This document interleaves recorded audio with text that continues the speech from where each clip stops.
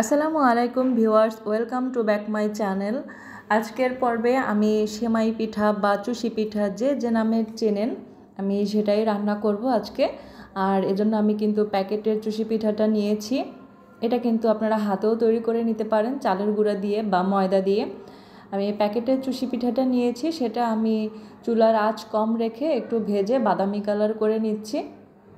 তাতে করে কিন্তু রান্নার পরে কালারটা খুব সুন্দর আসে। আর এভাবে এটাকে আমি ভেজে নিয়েছি, সাইডে রেখে দিয়েছি।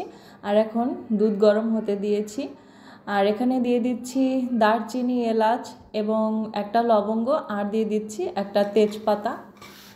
এখন আমি দুধটাকে ভালো করে জাল করব। আর এখানে দিয়ে দিচ্ছি নারকেল কোড়া। আর আমি কাঠবাদাম কুচি করে রেখেছি, সেটা দিয়ে দিচ্ছি। আর কিছু চীনা বাদাম ভেজে সেগুলোকে ভেঙে গুঁড়ো করে নিয়েছি, আধা ভাঙা করে নিয়েছি, সেটা এখানে দিয়ে দিচ্ছি।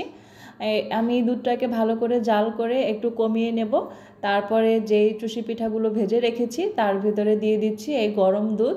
এখন এটাকে আমি অনবরত নাড়তে থাকবো যতক্ষণ না পর্যন্ত ঝোলটা গাঢ় হয়ে আসবে, ততক্ষণ পর্যন্ত এটাকে নাড়তে থাকবো এবং চুলার আঁচ কম রেখে এটাকে রান্না করব, কারণ তাহলে এটা ভালোভাবে সিদ্ধ হবে। আর দিয়ে দিচ্ছি স্বাদ মতো চিনি এবং কিছুটা লবণ। চিনি এবং লবণটা আপনারা আপনাদের পিঠার পরিমাণ অনুযায়ী বা যেভাবে খেতে পছন্দ করেন সেভাবে দিয়ে দিবেন, তাহলেই হবে। আর এটা কিন্তু খুব সহজেই তৈরি করে নেওয়া যায়। ঝোলটা কিন্তু গাঢ় হয়ে গিয়েছে দেখুন। এখন এটাকে আমি নামিয়ে নেব আর পরিবেশন করে দেখাচ্ছি। এটা কিন্তু খুব স্বাদ লাগে, খেতে খুব ভালো লাগে। আপনারা এটাকে কম সময়ে তৈরি করে নিতে পারবেন, অল্প ঝামেলায়, অল্প উপকরণে।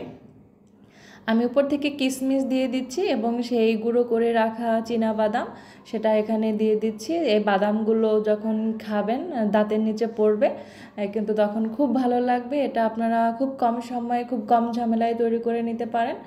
আর এই শীতের দিনে কিন্তু এই পিঠাটা খেতে বেশ ভালো লাগে। আপনারা যেখান থেকে আমার ভিডিওটি দেখছেন, যদি ভালো লাগে একটা লাইক করে দিবেন আর কমেন্টস করে জানাবেন কেমন লেগেছে।